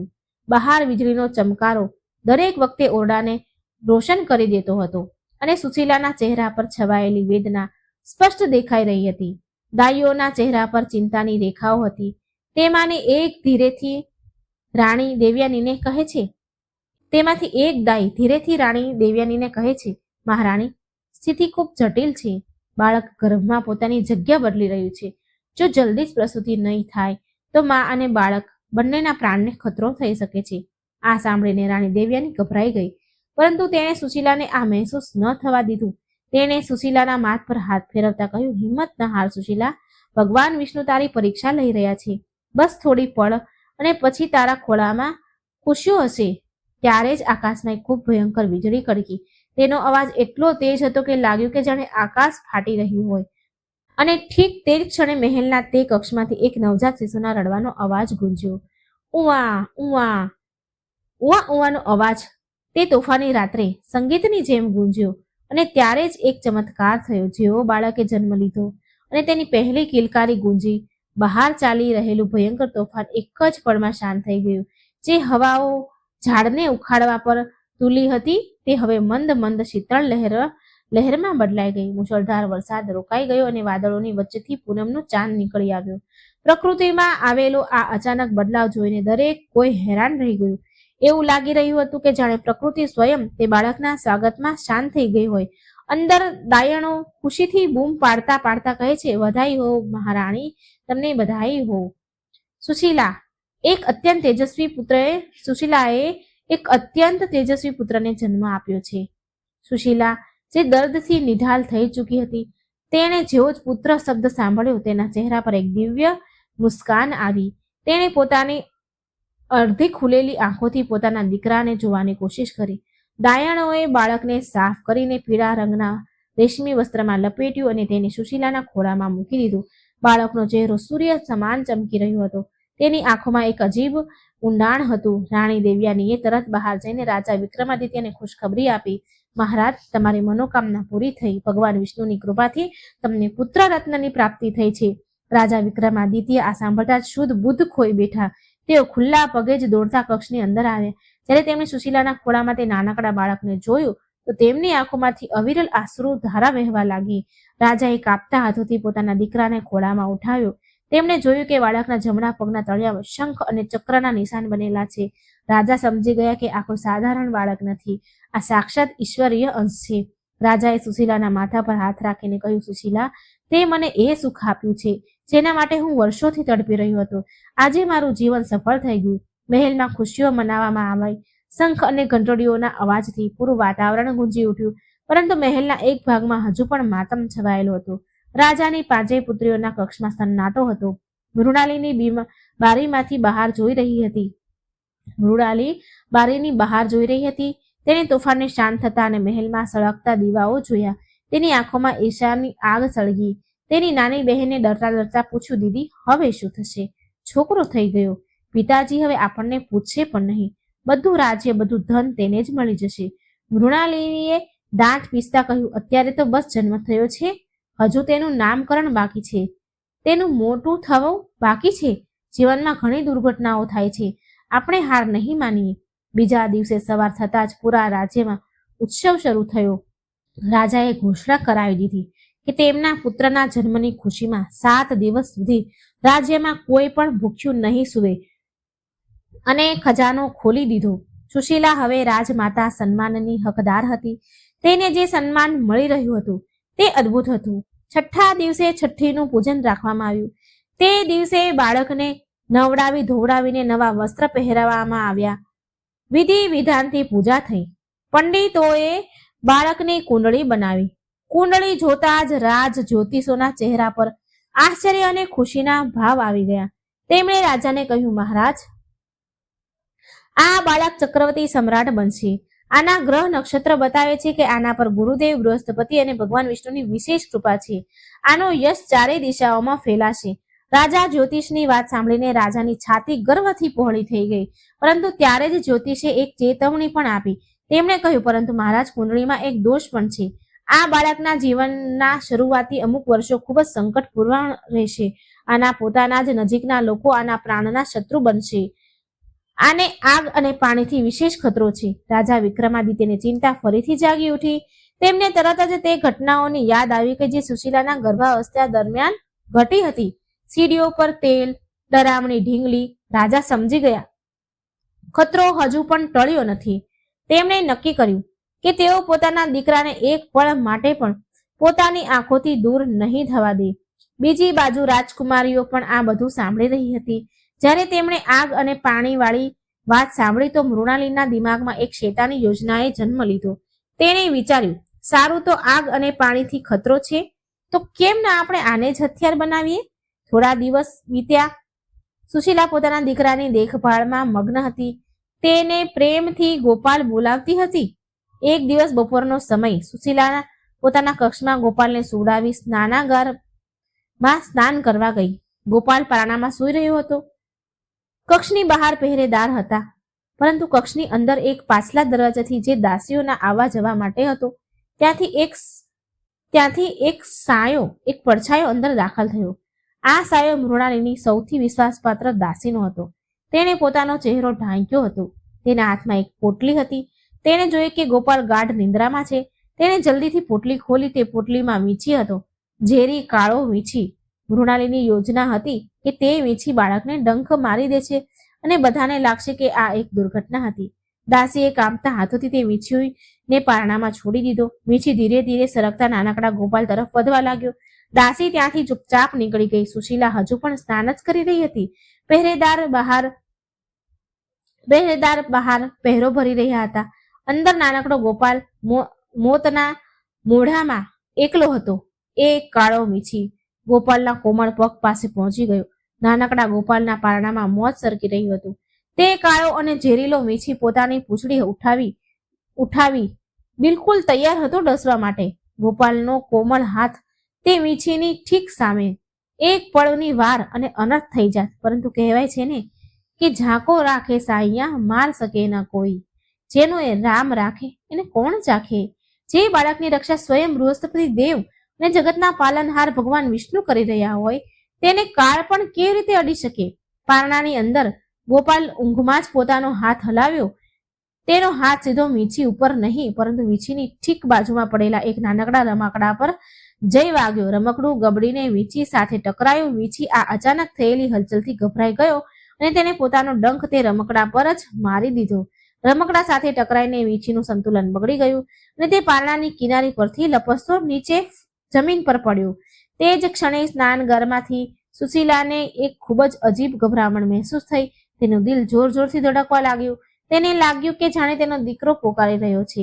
તે ભીના વાળમાં જ પૂરી રીતે તૈયાર થયા વગર દોડતી પોતાના કક્ષ તરફ આવી. જેવો તેણે કક્ષનો દરવાજો ખોલ્યો, તેની નજર પેલા પડેલા કાળા વીંછી ઉપર પડી. સુશીલાના મોઢામાંથી એક જોરદાર ચીસ નીકળી. ગોપાલ! સુશીલા પોતાના જીવનની પરવાહ કર્યા વગર સીધા પારણા તરફ દોડી. તેણે જોયું કે વીંછી પારણાના પાયા પર ચડવાની કોશિશ કરી રહ્યો હતો. સુશીલાએ તરત જ ગોપાલને ખોળામાં ઉઠાવી લીધો અને પોતાની છાતીએ લગાવી લીધો. ગોપાલ જે અત્યાર સુધી સૂઈ રહ્યો હતો, માની ચીસ અને અચાનક ઉઠવાથી એ જાગી ગયો. જોર જોરથી રડવા લાગ્યો. સુશીલાની ચીસ સાંભળીને બહાર ઉભેલા પહેરેદાર ભાલા લઈને અંદર આવ્યા. તેમણે જમીન પર પડેલા ઝેરીલા વીંછીને જોયો. પહેરેદારોએ તરત જ પોતાની તલવાર અને જૂતાથી તે વીંછીને મારી નાખ્યો. કક્ષમાં શોર સાંભળીને રાજા વિક્રમાદિત્ય અને રાણી દેવ્યાની પણ ત્યાં આવ્યા. જ્યારે રાજાએ મરેલા વીંછીઓને જોયા તો તેમનો ચહેરો ક્રોધથી લાલચોળ થઈ ગયો. તેમણે ગર્જના કરતા પૂછ્યું, આ કેવી રીતે થયું? મારા મહેલના સૌથી સુરક્ષિત કક્ષમાં, જ્યાં પરિંદા પણ નથી ફરકી શકતા, ત્યાં આ ઝેરીલો વીંછી કેવી રીતે આવ્યો? આ કોઈ દુર્ઘટના નથી, આ એક હુમલો છે.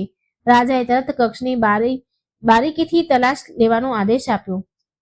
સૈનિકોએ ખૂણે ખૂણા તપાસ્યા. ત્યારે જ એક સૈનિકે ઓરડાના પાછલા દરવાજા પાસે એક રેશમી કપડું મળ્યું. તેને જોયું, જેના પર થોડીક અજીબ ગંધ આવી રહી હતી. આ એ જ કપડું હતું જેમાં દાસી વીંછીઓને લપેટીને લાવી હતી. ઉતાવળમાં તે કપડું ત્યાં જ પડી ગયું હતું. રાજાએ તે કપડાને સૂંઘ્યું. તેમાંથી જંગલની ભીની માટી અને મરેલા જાનવર જેવી બદબુ આવી રહી હતી. રાજા સમજી ગયા કે આ કામ કોઈ બહારનાનું નથી.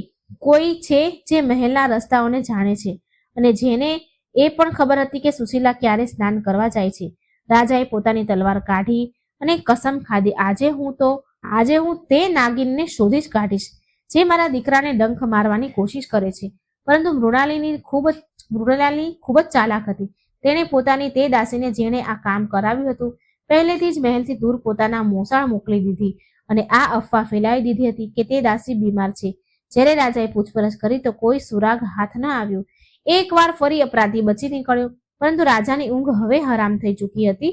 આ ઘટના પછી રાજા વિક્રમાદિત્યએ ગોપાલની સુરક્ષા હજુ કડક કરી હવે સુશીલાના કક્ષની બહાર માત્ર રાજાના સૌથી વિશ્વસનીય અંગરક્ષક જ ઊભા રહેતા. કોઈ પણ દાસી કે સેવકને સીધા બાળકની પાસે જવાની અનુમતિ ન હતી. ખાવાનું પણ પહેલા રાજા કે રાણી દેવ્યાની ચાખે, ત્યારબાદ જ સુશીલાને આપવામાં આવે, જેથી દૂધના માધ્યમથી બાળક સુધી ઝેર ન પહોંચે. સમયનું પૈડું ફરતું રહ્યું. ભગવાન વિષ્ણુની કૃપાથી ગોપાલ ધીરે ધીરે મોટો થયો. તે બાળપણથી તે બધી બાધાઓને પાર કરતો ગયો, જે તેની સાવકી બહેનો તેને મારવા માટે ઊભી હતી. ક્યારેક તેના રમકડામાં કાચ ભેળવી દેવામાં આવતા, તો ક્યારેક તેના રસ્તામાં કાંટા પાથરી દેવામાં આવતા, પરંતુ દરેક વખતે કોઈને કોઈ ચમત્કાર થતો ને ગોપાલ બચી જતો. ક્યારેક તે કાંટાઓને જોઈને રસ્તો બદલી લેતો, તો ક્યારેક કાચવાળું રમકડું તેના હાથમાં આવતા પહેલા તૂટી જતું. જોત જોતામાં 7 વર્ષ વીતી ગયા.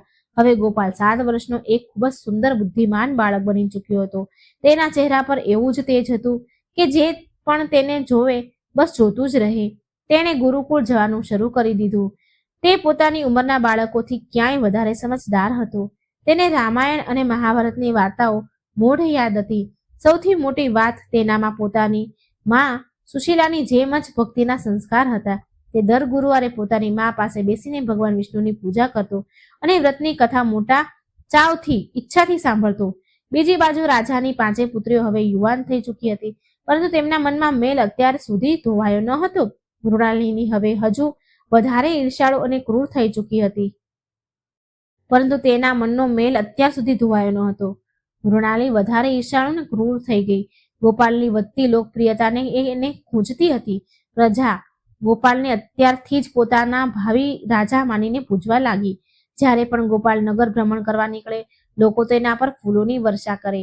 આ બધું જોઈ મૃણાલીનું લોહી ઉકળતું હતું.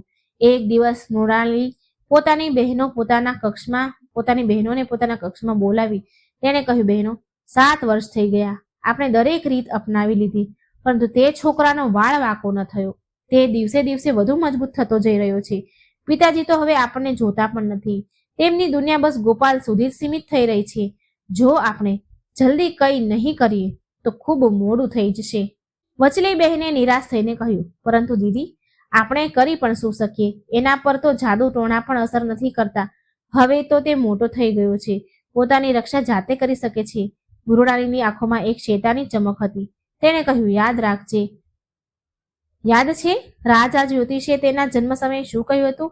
તેને પાણીથી ખતરો છે, જળ જ તેનો કાળ છે. હવે ગરમીઓ શરૂ થઈ રહી છે, કેમ ના આપણે ભવિષ્યવાણીને સાચી કરી બતાવીએ? બધાએ ઉત્સુકતાથી પૂછ્યું, કેવી રીતે દીદી?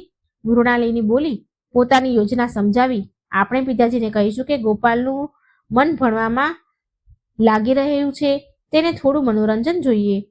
આપણે તેને નદી કિનારે અને વન ભોજન માટે લઈ જવો જોઈએ. પ્રસ્તાવ રાખીશું આપણે આવો. પિતાજી વ્યસ્ત રહે છે, તેઓ જઈ નહીં શકે. માં સુશીલા અને મોટી માં દેવ્યાની પણ આપણને કોઈ બહાને મહેલમાં જ રોકી લઈશું. બંને માને આપણે મહેલમાં જ રાખીશું. આપણે કહીશું કે અમે પોતાના નાના ભાઈ સાથે સમય વિતાવવા ઈચ્છીએ છીએ. અમારી વચ્ચે પ્રેમ વધવો જોઈએ. પિતાજી તો એ જ ઈચ્છે છે કે આપણે બધા હળી મળીને રહીએ. તેઓ ના નહીં પાડે. યોજના પાકી થઈ ગઈ. બીજા દિવસે સવારે 5 બહેનો ખૂબ જ પ્રેમ અને દુલારનું નાટક કરતા રાજા વિક્રમાદિત્ય પાસે ગઈ. મૃણાલિનીએ ખૂબ જ મીઠા સ્વરે કહ્યું, પિતાજી, અમે વિચારતા હતા કે ગોપાલ રાત દિવસ ભણવામાં લાગેલો રહે છે, બિચારો થાકતો નથી શું? આજે મોસમ ખૂબ સરસ છે, હવામાન ખૂબ સરસ છે. જો તમારી આજ્ઞા હોય તો અમે ગોપાલને નગરની બહાર યમુના નદીના કિનારે લઈ જઈએ શેર કરવા માટે. અમે બધા ભાઈ બહેન મળીને રમીશું, ભોજન કરીશું, શાંત થતા પાછા આવી જઈશું. રાજા વિક્રમાદિત્ય પોતાની દીકરીઓના મોઢે આવી વાત સાંભળીને ગદગદ થઈ ગયા. તેમને લાગ્યું કે સમયની સાથે તેમની દીકરીઓના મનમાં ગોપાલ માટે પ્રેમ જાગી ગયો છે. રાજા તો હંમેશાથી એ જ ઈચ્છતા હતા કે તેમનો પરિવાર એક થઈ જાય. રાજાએ ખુશ થઈને કહ્યું, આ તો ખૂબ સારી વાત છે.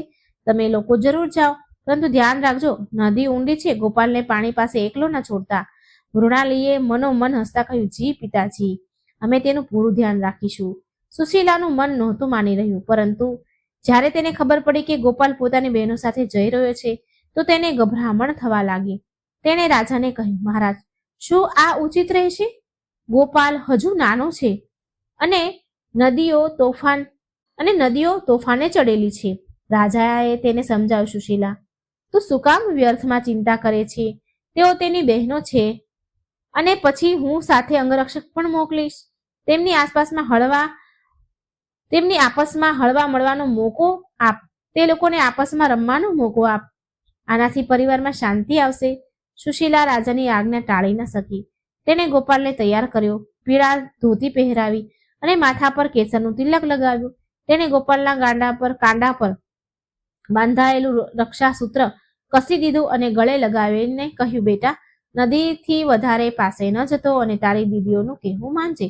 ગોપાલે હસતા હસતા માના ચરણ સ્પર્શ કર્યા અને કહ્યું, માં, તમે ચિંતા ન કરો, હું સાંજ સુધીમાં પાછો આવી જઈશ. ગોપાલ પોતાની બહેનો સાથે રમવા રથમાં બેસી ગયો. મહેલમાંથી નીકળ્યા. રાજાએ સુરક્ષા માટે 4 ઘોડેસવાર સૈનિકો સાથે મોકલ્યા, પરંતુ મૃણાલિનીએ આનો પણ તોડ વિચારી રાખ્યો હતો. જેવો તેઓ જંગલના રસ્તા પર પહોંચ્યા, મૃણાલીએ સૈનિકોને કહ્યું, સૈનિકો, તમે લોકો અહીં જ રોકાઓ અને અમારા પાછા આવવાની રાહ જુઓ. અમે નદી કિનારે એકાંતમાં અમારા ભાઈ સાથે રમવા ઈચ્છીએ છીએ. તમારી સાથે હોવાથી ગોપાલ ખુલીને રમી નહીં શકે. અમે બસ થોડે દૂર જઈ રહ્યા છીએ. સૈનિક રાજકુમારીની આજ્ઞા ટાળી શકતા ન હતા અને તેમ પણ નદીનો કિનારો ત્યાંથી દેખાઈ રહ્યો હતો. સૈનિકોએ વિચાર્યું કે થોડી જ દૂરીની તો વાત છે, એટલે તેઓ ત્યાં જ રોકાઈ ગયા. હવે ગોપાલ પોતાની 5 બહેનો સાથે એકલો હતો. નદીનું પાણી ઊંડું અને તેજ હતું. બપોરનો સન્નાટો છવાયેલો હતો. મૃણાલિની ગોપાલનો હાથ પકડી તેને નદીના બિલકુલ કિનારે લઈ ગઈ.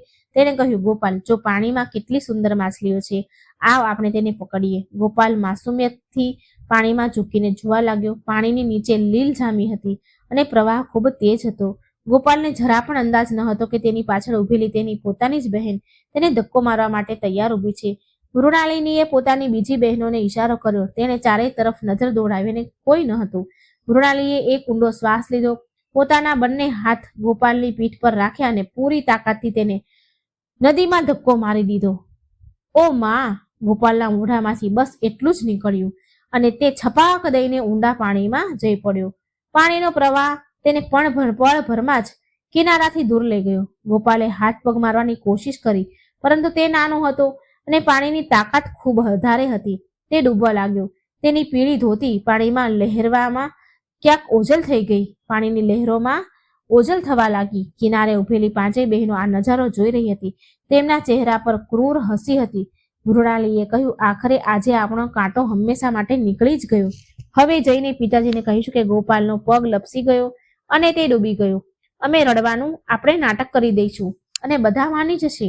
નદીની તેજ ધાર ગોપાલને વહાવીને લઈ જઈ રહી હતી. પાણી તેના નાક અને મોઢામાં ભરાઈ ગયું. ગોપાલે ખૂબ હાથ પગ માર્યા, પરંતુ પાણીની તાકાત આગળ તે બેબસ હતો. ડૂબતા ગોપાલને પોતાની મા સુશીલાની શીખ યાદ આવી. તેણે મનોમન પોકાર્યા ભગવાન વિષ્ણુને, હે વિષ્ણુ ભગવાન, હે ગુરુ બૃહસ્પતિ, મારી રક્ષા કરો. ત્યારે એક ચમત્કાર થયો. નદીમાં ક્યાંકથી કેળાના ઝાડનું એક ખૂબ મોટું થડ તણાતું આવી ગયું. બૃહસ્પતિવારના વ્રતમાં એક કેળાના વૃક્ષની જ પૂજા થાય છે અને આજે તે જ કેળાના થડે ગોપાલ માટે જીવનનું રક્ષક બની ગયું. ગોપાલે તરફડતા તે થડને કસીને પકડી લીધું. તે થડ તેને વહાવતા નદીના બીજા કિનારે લઈ ગયું, જ્યાં પાણીનો પ્રવાહ ઓછો હતો. કિનારે એક ખૂબ જ તેજસ્વી વૃદ્ધ સાધુ બેઠા હતા. તેના ચહેરા પર સૂર્ય સમાન તેજ હતું અને તેમના પીળા વસ્ત્ર ધારણ કરેલા હતા. હકીકતમાં તેઓ બીજા કોઈ નહીં પરંતુ સ્વયં દેવગુરુ બૃહસ્પતિ હતા, જે એક સાધુના વેશમાં પોતાના નાનકડા ભક્તની રક્ષા માટે આવ્યા હતા. તેમણે ગોપાલને પાણીમાંથી બહાર કાઢ્યો, તેની પીઠ થપથપાવી પાણી બહાર કાઢ્યું અને તેને હોશમાં લાવ્યો.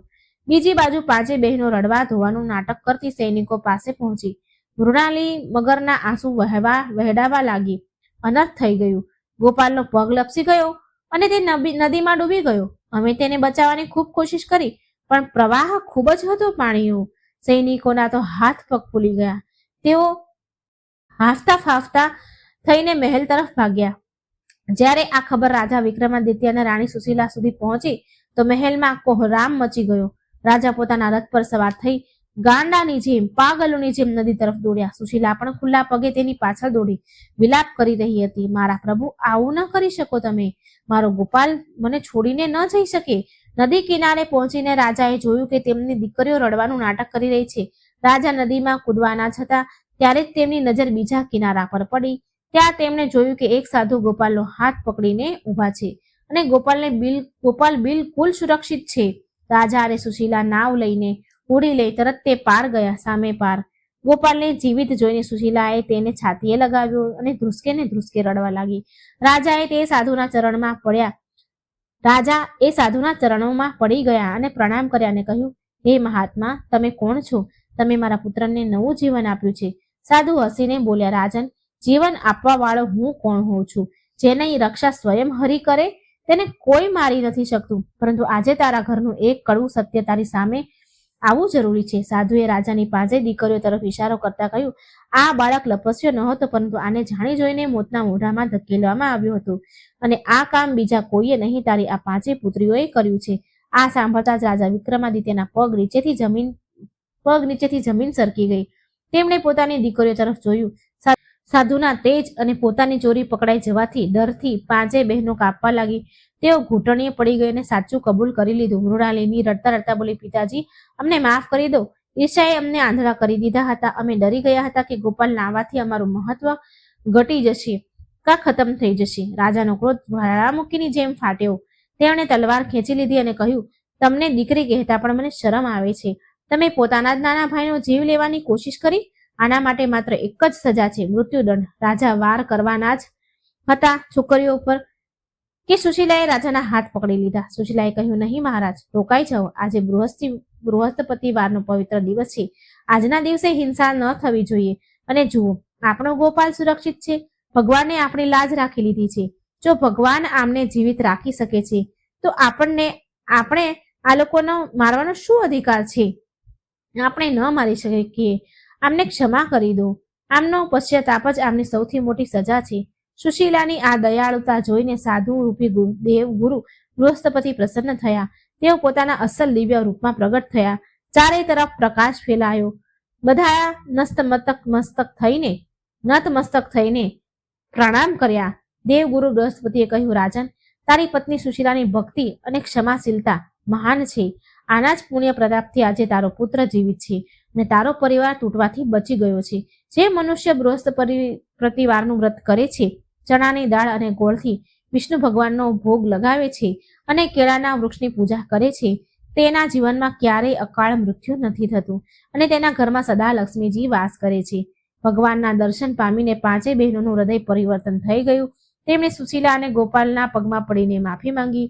સુશીલાએ તેમને ગળે લગાવ્યા અને પોતાની દીકરીઓની જેમ સ્વીકાર કરી. ત્યારબાદ રાજા વિક્રમાદિત્ય પોતાના પૂરા પરિવારની સાથે ખુશી ખુશી મહેલ પાછા ફર્યા. મૃણાલી અને તેની બહેનોએ ઈર્ષા ત્યાગી દીધી અને તેઓ પણ હવે નિયમથી બૃહસ્પતિવારનું વ્રત કરવા લાગી. થોડા વર્ષો પછી ગોપાલ મોટો થયો, એક મહાન અને ન્યાયપ્રિય રાજા બન્યો. તેના રાજ્યમાં પ્રજા ખૂબ સુખી હતી અને ઘરમાં ભગવાન વિષ્ણુ અને બૃહસ્પતિ દેવની પૂજા થવા લાગી.